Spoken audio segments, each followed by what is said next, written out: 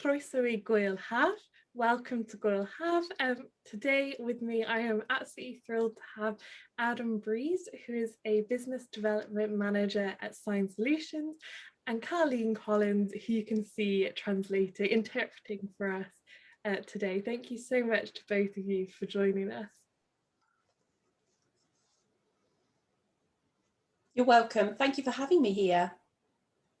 We're really looking forward to seeing how the interview progresses.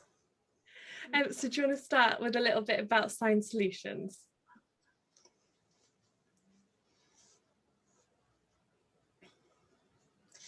So Sign Solutions was set up in 1998. And the reason for the company being formed was there were no specialist agencies to give access to deaf people throughout the UK. So Sign Solutions knew that there was a need for deaf people to have access to sign language interpreters using British Sign Language or sign supported English, sometimes note takers. We provide a whole range of communication support to meet the needs of our clients. We use VRS and VRI, so video relay service and video relay interpreters. That helps deaf people who don't have spoken communication to communicate with hearing people. We can also provide access for people who are deaf and visually impaired. So we have, like I said, a range of communication services. My role as business development manager, the aim really is to work with the deaf community, making sure that there's an awareness within the community about how to book communication support. So sometimes a deaf person might contact me and say, this is what my need is. How can that need be met? And then I sort of guide them through the process. I also deliver presentations about the services that our company provides. And I work as part of a team. It's not just me. There are a number of people within the organisation that do a similar job. And the real aim really is to improve awareness of the needs of the deaf community, working together, creating that link between the deaf world and the hearing world to make sure that things improve for deaf and hard of hearing people. And we want communication to run smoothly, and we want to build on that and keep things going and make improvements constantly. I'm trying to think what your second question was. Did you ask me another one? On sort of within those needs that the society could do better at meeting, what is largely a hearing audience at this festival, what would you like them to know about those needs, and then the exposure or lack of exposure within British society to SSE and BSL?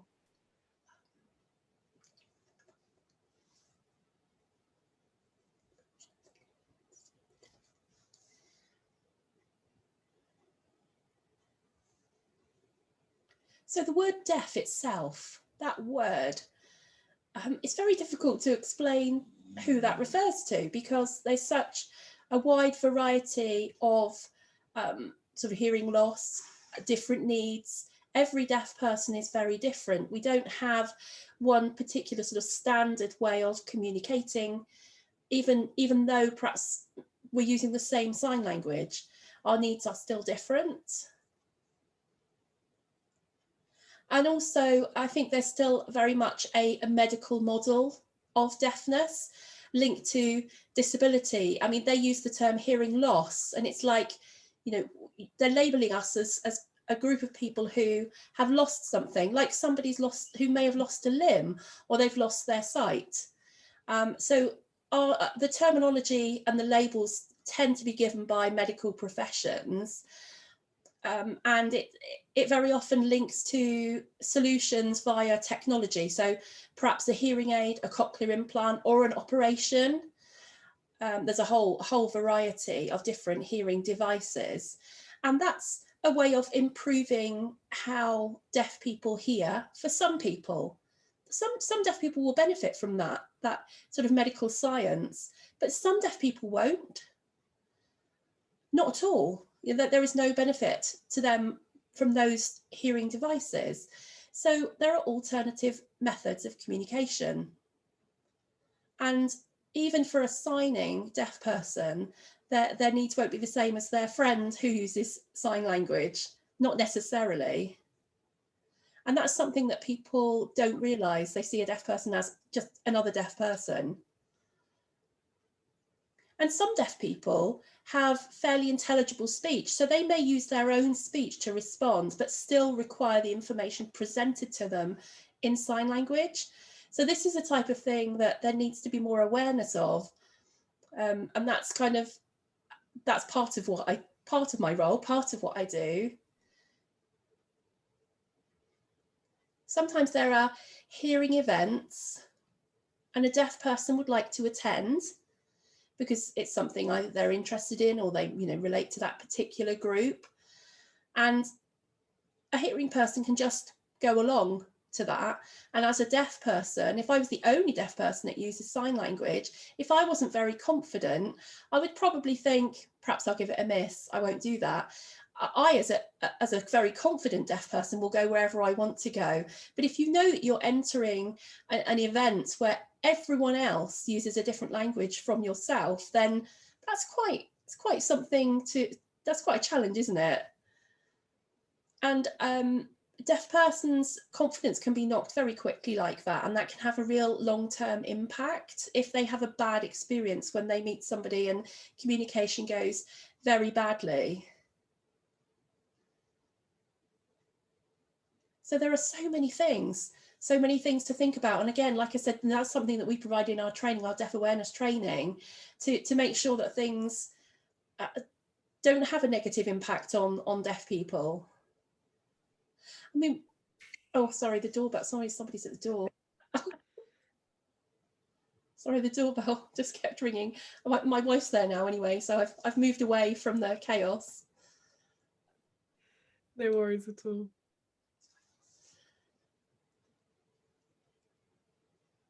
So I was talking about sort of a gathering of a number of deaf people and the range of needs and how they identify their culture and their preferred communication.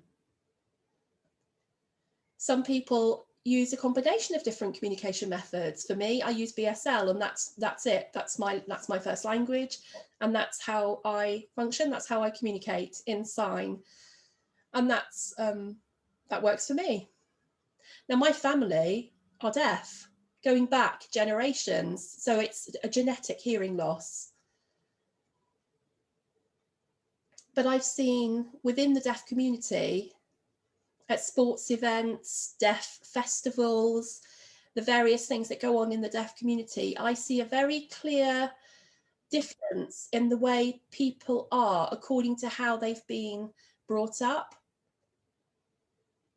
So there are some people that have lost their hearing later in life, or they have a fluctuating hearing loss. Now those who sort of accept their identity, they have a sort of a hearing loss that doesn't fluctuate. They know who they are, they know their communication needs. They might cope better than somebody who does have that fluctuating loss and then needs to use different forms of communication at different times. Perhaps they would struggle more, and that can also affect mental health. There's quite a lot of mental health issues within the deaf community. That's a really interesting subject. But sign language, opens up communication. And some people are bilingual, so they can use spoken language, written, English, they can read, but they also have sign language, so they're bilingual. And some hearing people are bilingual because they learn to sign fluently, even though they have spoken English as their first language.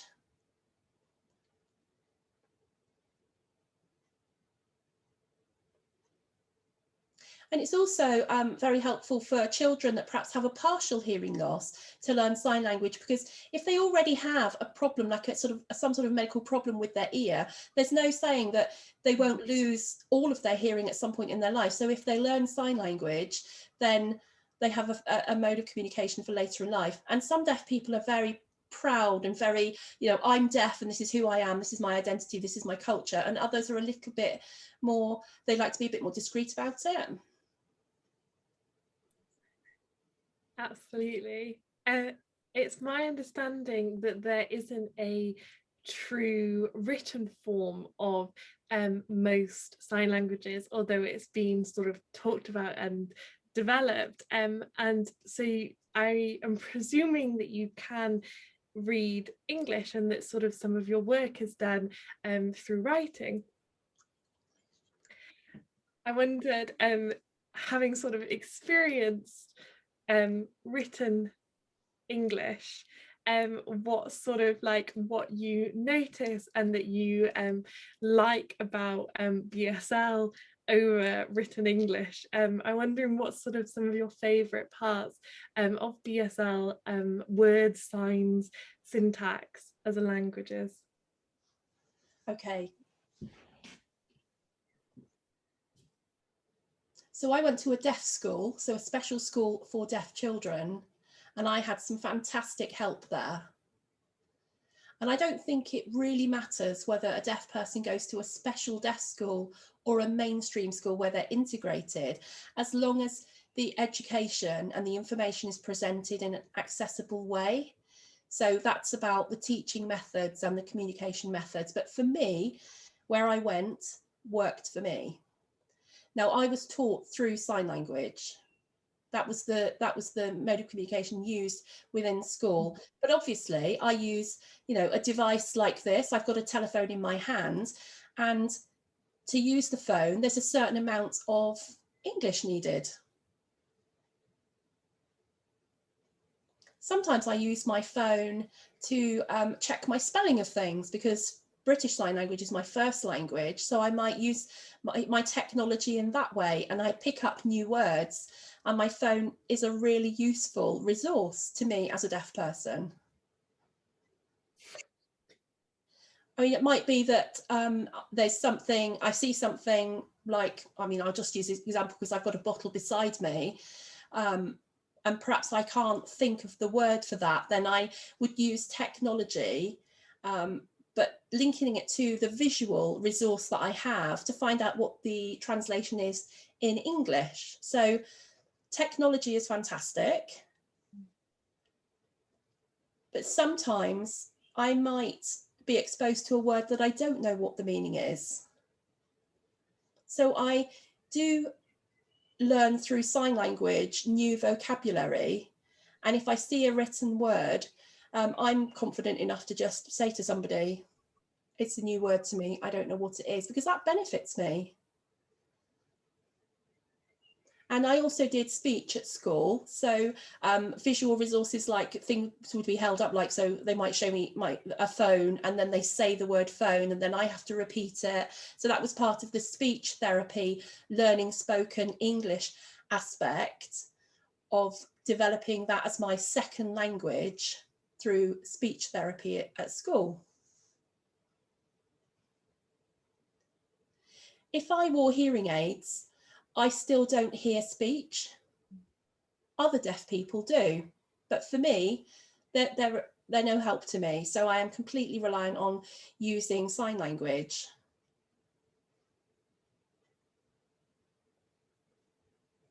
Some people like the speech and sign used at the same time, so they would be using sign supported English because they might have some hearing. So if they hear a little bit, even if they don't hear clearly, but they also see the sign presented in English word order, which is what sign supported English is, then that works for them. Doesn't work for me. I would say I'm a fluent British Sign Language user, and the structure of the language is completely different.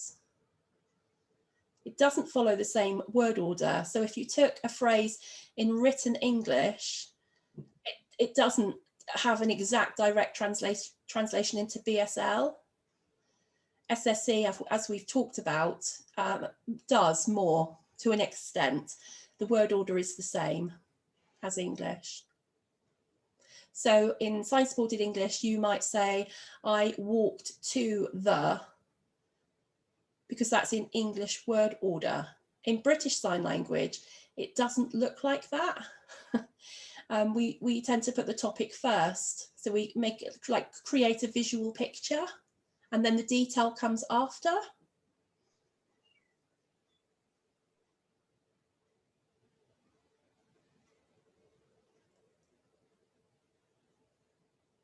So when people use SSE, sometimes I might struggle to follow. So even though they're using sign language, because it's in a different word order, it really is like, in a sense, looking at a different language.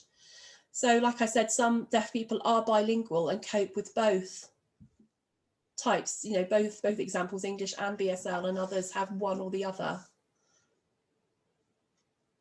But BSL is a very rich, very full language. One word can give so much meaning compared to SSE or English, where you say a word and it means what it means. In British Sign Language, it's so visual, and we paint such a graphic picture for you that it has so much more. I'll give you an example. The word boat. A boat is a boat. That's a simple word in English. When you write it down, it's spelled B-O-A-T, and everybody makes some sort of visual reference to what that means. Now, in sign-supported English, you can sign boat, but in BSL, it could be signed in very many different ways. There's a whole range. Your arms can become the front of a boat, with facial expression, showing that it's heavy, it's large. You can see me puffing out my cheeks, indicating that this is something big, it's something powerful. Or I can use just the tips of my fingers, and now I'm a very tiny boat. It's one word in English, it's spelt the same way in English, but when I use British Sign Language to sign that to you, you immediately create a picture in your mind, and it changes according to how I sign that to you in BSL. Whereas in English, you'd have to put loads more details. So you'd have to say, oh, it's a really big boat, or, you know, you'd be writing a whole sentence to give a better visual picture. Another example, rain. So the word rain in English, we all know what rain is. We certainly know what rain is. And you would write it down, R-A-I-N. In BSL, it could be this. So if you look at my expression, this is rain. This is rain. And this is rain. So you know exactly what I mean by that. You don't need to know BSL even. You know exactly what I'm saying. I'm creating a picture for you. But if you were putting that into a story in written English, you'd have to add more information, much more detail to paint the same picture. So how BSL is presented, it's so reliant on visual facial expressions then. In addition to what's going on with my hands, there's a lot going on in my face.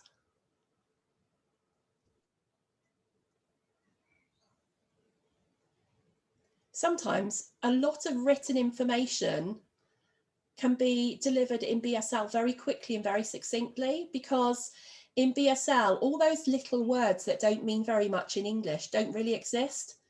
And language works without it. There's an awful lot of written information that you could just delete from a page of writing and you'd still understand what's being said.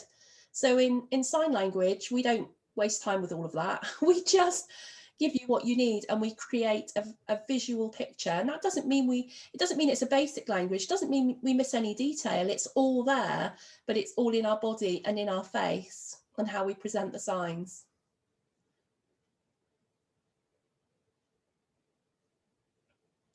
The other thing, a different area altogether, for example, if we drew on a piece of paper,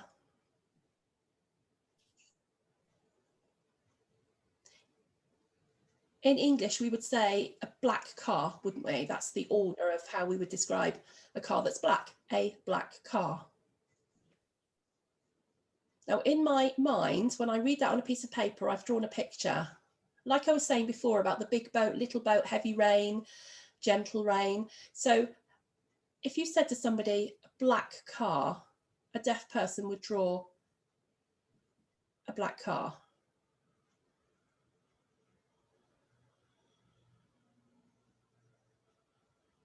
but your visual image of what you imagined a black car to look like might be different. And also in BSL, so it might not look like the picture of a black car you were expecting. Whereas if I signed and gave you like a visual description of how the black car looks, in some ways, BSL is even more detailed than written English, where some people think it's a basic language. It really isn't. And we do switch things around. We switch the order of things. So if I was talking about a black car in BSL, I would say car black, because we always put the topic first, because the topic is where you immediately create the picture, right? So car, we know we're talking about a car, the detail comes later. And in written English, when you see lots of sentences, that's how we, translate that into very few signs without losing any detail whatsoever. That's fantastic. I find it so interesting. With the boat and the rain, that I can see exactly what you're doing, and it is, like you say, a visual picture. That's perfect. Exactly, it's a perfect language. BSL, British Sign Language. It's I'm trying to think of another example for you. Let me think.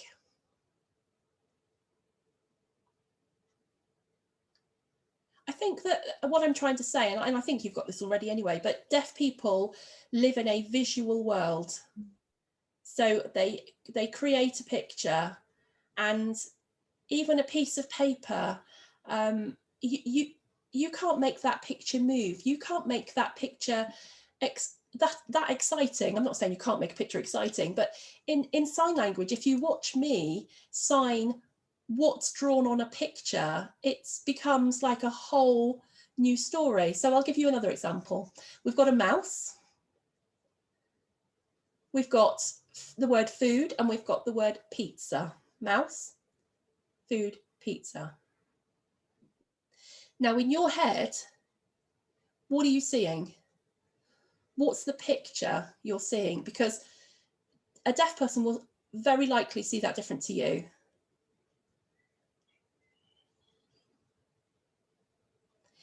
You're given 3 words, and it's almost like directing a film. So mouse, eat, pizza. You can move those things around.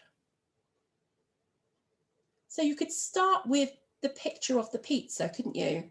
And you could see the mouse approaching and eating the pizza. Or you could have the mouse walking and finding the pizza. So you can start with one or the other. You can have it either way around. And it might be that the mouse is the key part of your story. So the focus is the mouse. The pizza is not the important part. However, your story might be that it is all about the pizza.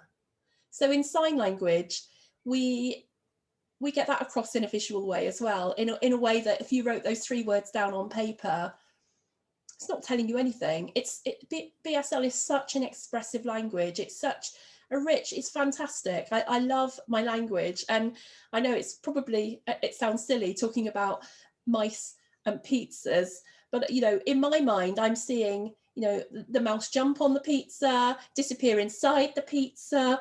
My mind is just so active with all these visual pictures, because that's my world. It's so expressive.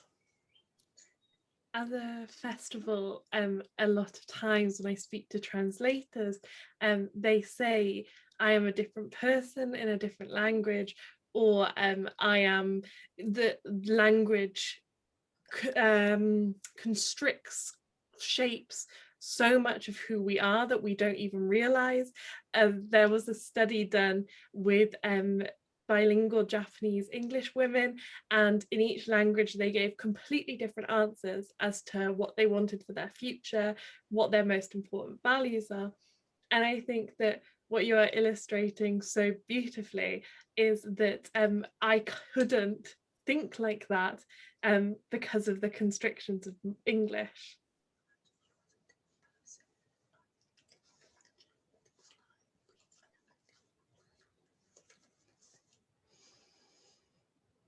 Exactly. I mean, you've got it. I mean, you get it completely. We're all so different.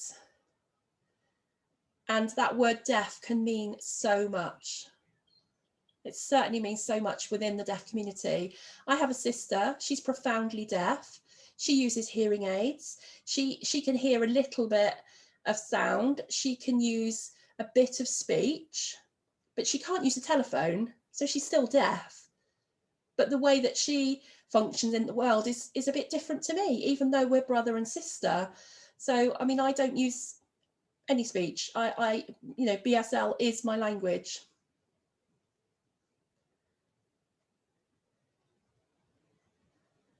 I want to give you another visual example. Oh, he wants me to switch my voice off, so I'm not going to voice this part. Drink. Yeah, drink. Coat.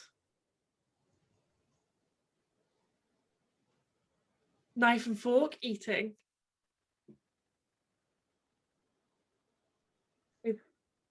So that's how visual our language is. Now, how did you know that? Because you don't sign. So how did you know what I was saying? It's because it's reality. It's because those are very visual signs. And if you've had life experiences of those things, then you know what I'm saying when I use those signs. I mean, I think about sort of meals with the family around the dinner table, and you know, anybody in any country, if they've used a knife and fork, will know what that sign is. And you could come from India, Asia, or you could just anywhere in the world. Now your table might look different, but and also you might not even use a knife and fork. You know, in some cultures you would use your hand to eat, but you would still know what a knife and fork is. Probably, but we certainly have, you know, a shared culture, and it's something that identifies us as well, isn't it? Because if somebody, you know, said something about eating and they were using their hand, I could sort of suspect that they probably weren't raised in this country if they've always used their hand to eat food. So you know, it relates to culture as well. We talk about culture within the deaf community and people say, what do you mean culture? It's not, you know, you don't have a cultural identity. No, we really do. We have shared experiences. It's fascinating. It's all very fascinating. I completely agree. It's so fascinating. You know, and if you saw somebody sign using chopsticks, then you obviously make a visual reference to, you know, where they're from. So yeah, all very fascinating. It makes me think that I would like to see signs, the ease at which some of those signs are so visual and add so much. I would like to see it more in the media, on TV, like, that would be great. What would you like from the media and representation?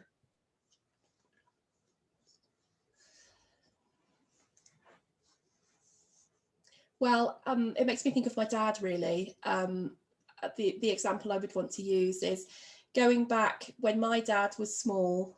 You had these very old-fashioned televisions, didn't you? They were a huge box with an antenna on the top and like a twisty knob, but no subtitles, so no access. So within the deaf community, there's that older generation that remember, you know, that box in the room that they didn't know what was being said. You know, they had no access to information, and it was very boring because there was only so much they could do. The technology wasn't around. They might not have been able to communicate with their own family members if they weren't deaf or couldn't sign. So there was, you know, their family member may start laughing and then they don't know what they're laughing at because they can't access it. So I think we've come on a lot. You know, we've come on a lot with technology and the changes that have happened over time, but there's still a generation of deaf people around that remember that. And I wish that they had what we have now. You know, I wish if only the technology was available back then. You know, maybe they would have had more opportunities that I have now that the older generation didn't have. I mean, I quite often talk to my dad about what it was like when he was little, and And I say to him, did you understand what was going on the television? And did you know what people were saying? And he said, no, not until subtitles were introduced and then limited, because, if you don't have English as a first language and you're trying to read subtitles. And my dad said he used to watch Tom and Jerry, the mouse and the cat chasing around the house. Now, that's so visual. It's such a visual cartoon that you wouldn't need words with that. So there were certain things that you could access without subtitles, funny, silly things, comedy, cartoons, but not important things, not like factual news programs. Or, these days with technology, improvements in the media, things are so different. And children these days, like my nieces and nephews, they're watching, but perhaps they can't read yet, but I'm reading the subtitles, and then I can tell them, I can fill in the missing bits of information. And as they get older, they can. However, even though they can't read, they can still laugh at Tom and Jerry that my dad was laughing at however many years ago. So we have maybe, there have been improvements, but there's still more improvements that can be made. Certainly, putting more, I'd like to see more on the media that is completely non-reliant on sound, so everybody accesses it. So it doesn't matter whether you're deaf or hearing, you don't need to be able to hear it, because it's that visual that we can all access it. Especially, I think that would be very beneficial to lots of people, and that it exercises a different part of, like you say, where like language creates parts of your brain, and it would add so many skills to people's lives. Yes, it would. Two other things that are interesting. If you think of disability, so somebody is blind, so they rely on hearing information because they can't see. So the visual information is of no use. Everything needs to be sound-based. For a deaf person, it's entirely the opposite, because we are relying on that visual means of communication. So almost within two disability groups, there might be a slight battle in what they would want to see happen in the media, because whilst we would both be labelled as a disability group, our needs are so opposing that our desire for what happens in the media would be so different.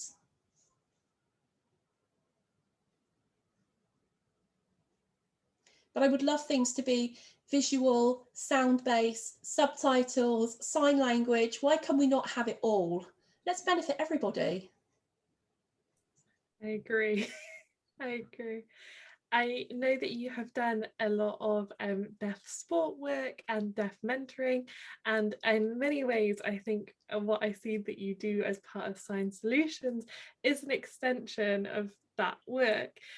What sort of do you like about mentoring and helping other people, other than obviously it being a good thing to do? Like, what are the aspects of your job that you enjoy?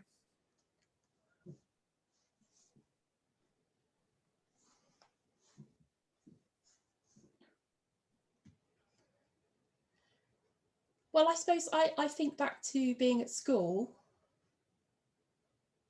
and the head teacher at my school left. And I remember being asked, well, what do you want to do? What do you want to be when you grow up?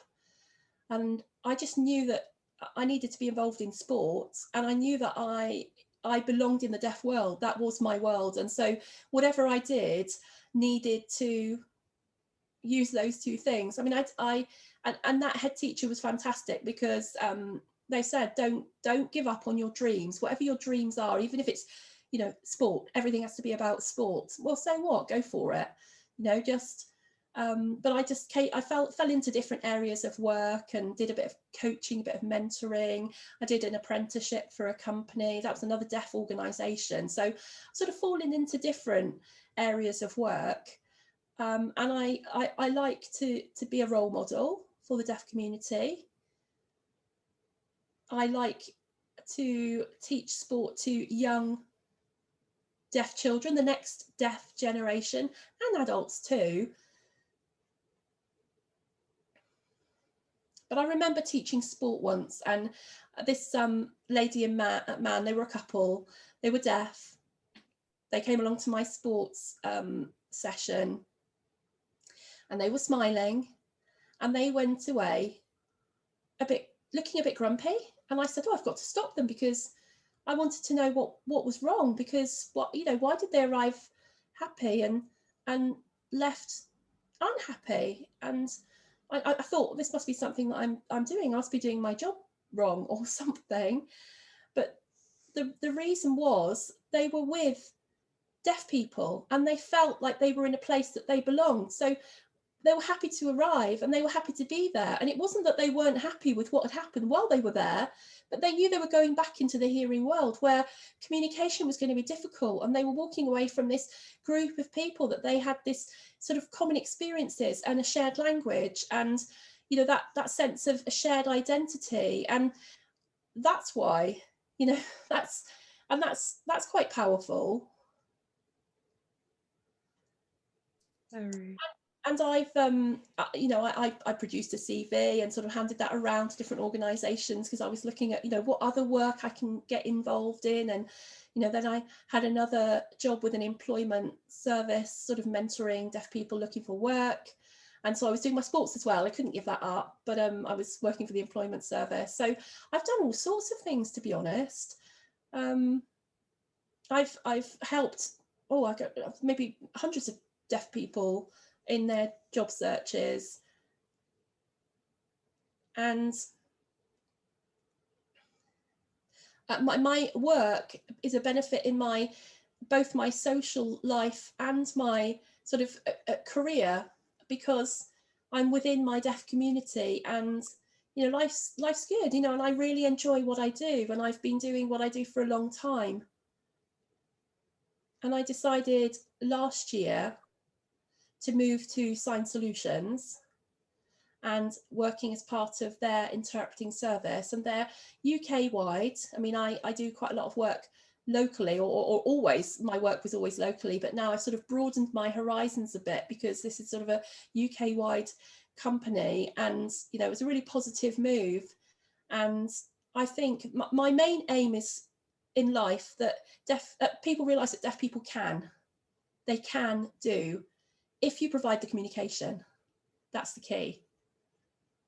So the future, who knows where my future will take me. Perhaps I'll put my rucksack on my back and off I go. Who knows where I'll end up? I am quite transfixed by that story. I think it's beautiful, and everything you just said. Keep it coming. I'll draw you in even further. And there's something about the beauty of, I think all languages have their own beauty, and there's something about the beauty of just watching BSL in the way that sometimes when you can't understand a spoken language, I can listen to a spoken language and there's a beauty to it. And I thank you so much for giving me that experience now. No problem, you're very welcome. It's I think everybody needs to see it. I think that's part of the raising awareness. I want everyone everywhere to see it. It's really interesting. I meet people all of the time in the course of my work, and people say, oh, it must be really difficult. I don't think I can learn sign language. And I just say, well, it might be a bit hard. Languages can be hard to learn at first, but once you've learned the structure of a language and you kind of get how it works and how to put things together, it's not as hard as you think. Most people get it in the end. It's not impossible once you learn the structure and you understand. You start off with simple things like learning the signs for transport, plane, bus, bicycle, motorbike, all those visual obvious things. Then you might move on to colours, which are fairly visual as well. You learn about people, family signs, and the language just grows. from there. And it might take a couple of years before you can converse with a deaf person. Really depends how you are with languages, I think, and perhaps how visual you are. But because we're all different, aren't we? So some people can learn it quite quickly and other people can't, but everybody will achieve it in the end.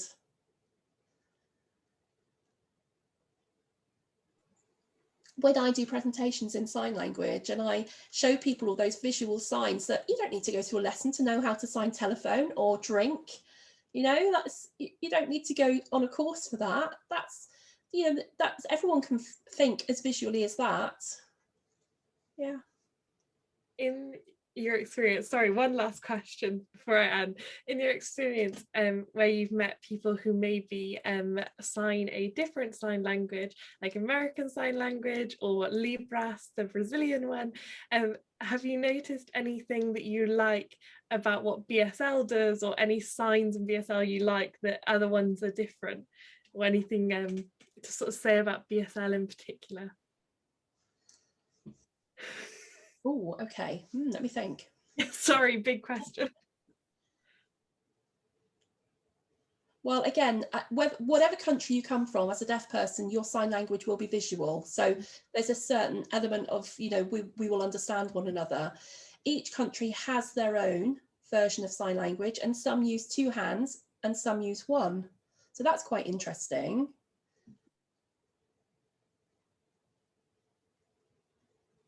But all over the world, you know, as many signs as possible will be visual. So there's a form of international sign language where they take pieces of each of the country's language and they create this sort of internationally understood sign language for things like, you know, sort of international conferences and things like that. So it's used like that. But it's really interesting. There was one thing that fascinated me. I'd been to Italy 3 or 4 times. Got all my photos on the wall there and different things. From sports, this is like GB deaf sports. And there was an Italian man. And there were 2 American men that walked past. And they were hearing, and the Italian man was hearing. And I watched them communicating with each other, and they really couldn't. So this is 2 hearing Americans and 1 hearing Italian.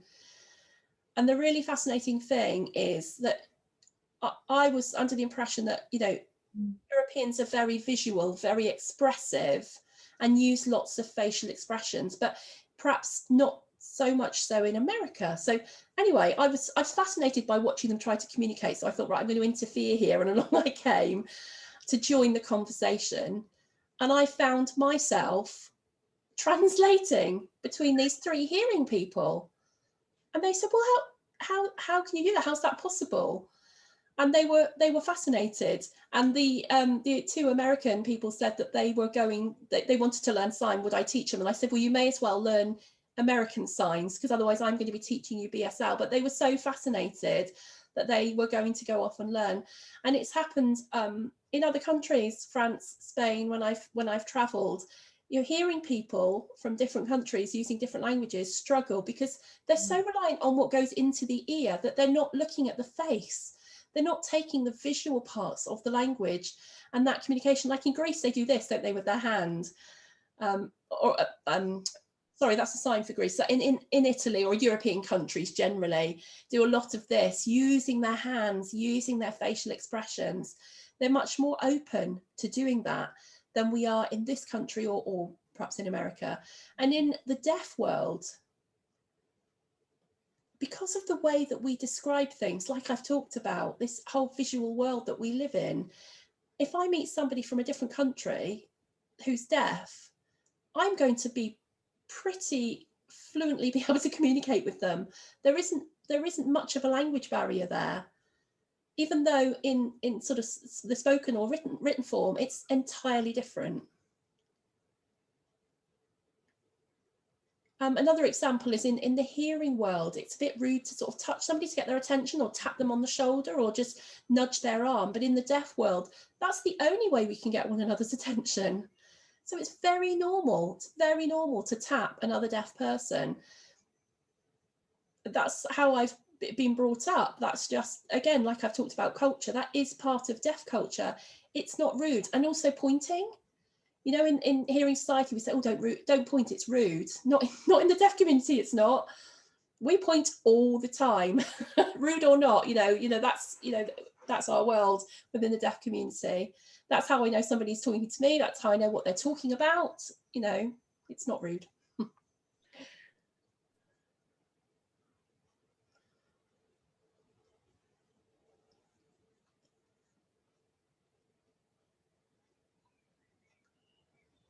Trying to think of another example for you. Trying to think of an example in international sign.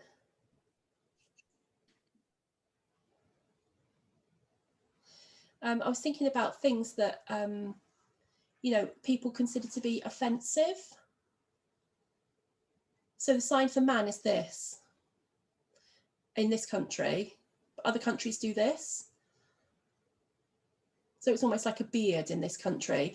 And a lady is like, in some countries they would do this, and that's perhaps, obviously very visual and might be a little bit offensive to some people. But if a deaf person didn't understand the sign for woman, and you sort of indicate this as like their breast, it's really clear that they're saying woman, and it's not meant to be offensive. Sometimes they do like an earring to indicate a woman, because usually it's women that wear earrings, not always, but so those are signs that have sort of evolved, and we use slightly more politically correct signs these days. But if you met somebody that you didn't understand, you might revert to that, because it is so visual and so obvious what you're trying to say without meaning to cause offence. If you were communicating with somebody who didn't know BSL, you might do something like that. And within my culture, perhaps within yours it's different, but within my culture it's not offensive. This sign for like that, what would that be, do you think? Wedding, marriage. Yeah, exactly. So if somebody was looking for, like, well, where's your wife, they might say, where's your wife, and point to the wedding ring. They might point to their tummy and say, are you hungry? Another very visual sign. Or you might say, no, thumbs up, I'm okay, I'm not hungry. Do you want a drink? Really easy to get that point across in a visual way. Money's another one, a visual sign. Even if you're in a pub buying a drink, you could gesture to somebody, how much is the drink? 1, 2, 3, £4. Baby, another really visual sign. What? That's communication. That's how we achieve communication between people.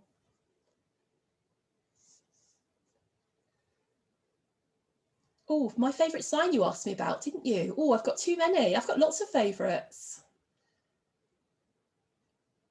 One I used with my sister, and we used a lot growing up, is this one.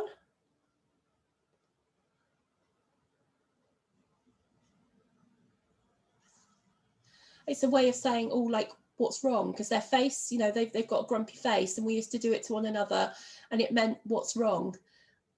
And so I quite like that, because that's another one of those signs where you can't miss what you're saying, really. Almost like, are you having a bad day? Because you look really grumpy. Or what's up? What's up? That's a new one. Youngsters use. What's up? They do this sort of gesture with their shoulders and their hands.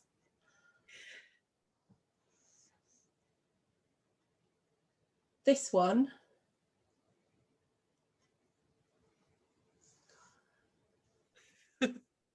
For car. So like, that's the normal sign for car, but I don't do that. I do that. It's like a car skid. Like a more exciting car than just this. This is a bit boring, so I do this one for car instead. And some people say, oh, you must still have L plates. Like an old-fashioned way of driving, isn't it? So we don't drive like that. We don't put two hands on the steering wheel and drive like our driving instructor taught us to drive, do we? So I'm not using that sign for car. No, I definitely don't either. What I'm seeing. Yes, just being descriptive. Just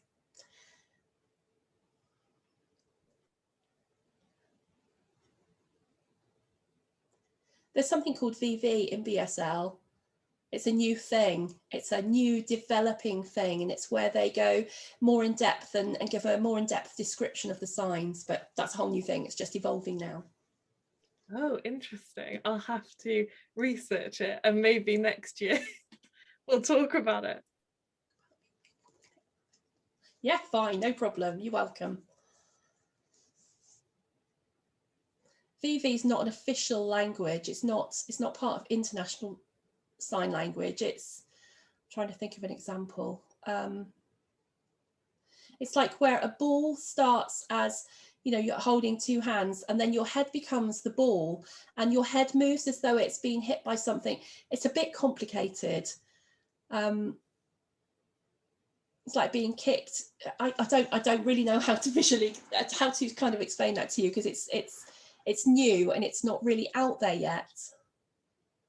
So I was saying about in BSL, the sign for woman just being like sort of stroking your cheek almost, because you can do like, you know, a woman with like this, you know, body and big lips and big eyelashes and high-heeled shoes, and you know, you can visualize that woman when I sign it to you in that way. And it's different from the sort of very traditional old-fashioned, I guess, sign for woman, which is just you stroke your cheek, indicating like smooth skin, no beard, because a sign for man would be with a beard. And VV doesn't have words, it's just visual. So it's how to express in a visual way without a direct translation into English at all. And they're trying to sort of create this whole structure of the language. Sorry, I'm going on now. That's fascinating, not at all. It's been really interesting talking to you. I don't know, I'm happy to talk to you again anytime. You know, if you want to speak to me again, it's not a problem. Thank you so much. I have found this also really, really interesting. I think in particular this idea that there's Oh, I'm glad you've recorded it. That's good news too. I will share it as part of the festival, and we'll send you a link to it and everything when it's done. And yeah, I can't when it's up. And I have found it all really interesting, especially thinking about inclusive language and how like social norms are sort of lit. And actually, I think when you were talking about like the sign for woman, this idea that sort of also linked to social norms like touching people and stuff, that those are things that we learn in different cultures because they mean different things, and actually that just shows what we can do and how we could change cultures and to make them more inclusive and accepting of everyone. And I have so enjoyed it, and it's been very visually stimulating. That's good. Great. I'm glad. I did want to ask you a couple of things. So the festival is based on media, is it, or is it music, art? What else is included in the festival? Mostly literature. So the people I speak to normally are translators between two spoken languages, although we actually are talking normally about written. So we talk a bit about books, and I'm trying to think, I've lost my, I have, where is, this is a program, it's all digital. So for example, I have a talk on Brazilian literature. I actually have one on poetry and literature in sign languages with a professor called Rachel Sutton Spence. And I enjoyed filming that one last week. And then on we're at Welsh Festival, so there's several talks on people who've written a book in Welsh and then it's been translated. We're also doing several talks this year on Creole languages. So they're the languages of the Caribbean mostly, that are sort of, you could read them as an English speaker, but they're not, they're their own languages with their own rules. Maybe I guess there's some parallels with SSE there.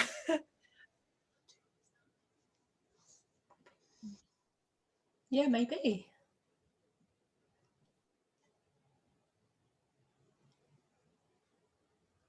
I think there's things that relate to age, isn't there, and generations, and language changes within generations because the world changes. So as there's new technology, there'll be a new sign. Because there are words that never used to exist. Or, you know, like I said about, you know, this country might use a knife and fork and somewhere else they might use their hands. And, you know, toilet, the sign used to be this, like pulling one of those big old-fashioned toilets, and that's the old sign for toilet. But now a young person wouldn't recognise that as toilet because this is how we flush a toilet. Even things like that, that's, you know, an example of how the language has evolved. And phone used to be like this, you know, we used to dial, or they did, Yeah. but you know, now we just press buttons. And this way of communicating remotely, there wasn't a sign for that before because it never existed. So, and with the next generations, no doubt there will be more new things. And the older generations still use the old-fashioned signs, and then the young people say, what are they talking about? And you say, well, no, that's what a telephone used to look like. It used to have this round thing and you put your finger in it and dial, and they can't relate. No, they can't relate whatsoever. And even the fact it might have had a little curly wire coming from it, it's like, what? that doesn't exist in their world.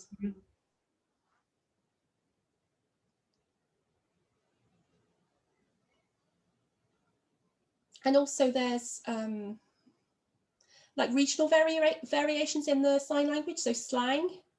So depending on what area you live in, you'll have your own slang version of sign language and regional variations.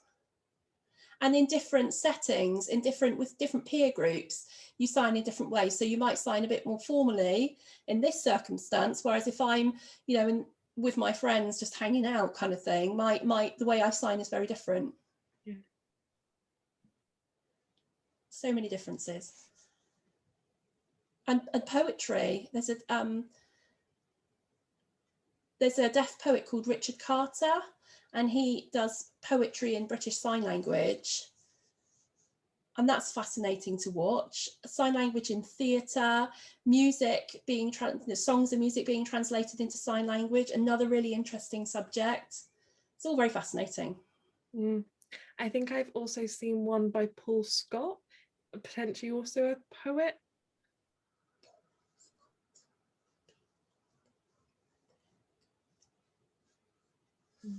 Yeah, possibly.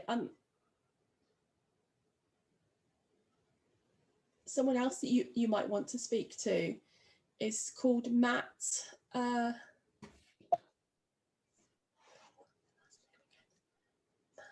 me just check how to spell his last name. Oh, there we are. Oh, he looks great.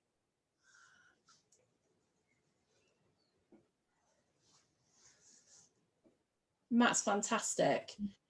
A real full BSL user and a campaigner. Talks about, you know, how you know, sort of there's this discrimination of the attitudes towards deafness, and he's got this kind of like very proud way of putting that across to people and explaining about his identity and his culture and his beliefs. And you should talk to him because he's really fascinating. I absolutely will do. Thank you so much. I can't thank you enough. We'll send you the link when it's up, and have a lovely rest of your day. Thank you very much. It's been really lovely meeting you, and thank you for inviting us, and I hope you've enjoyed the session. Very much so. Thank you very much. Bye-bye.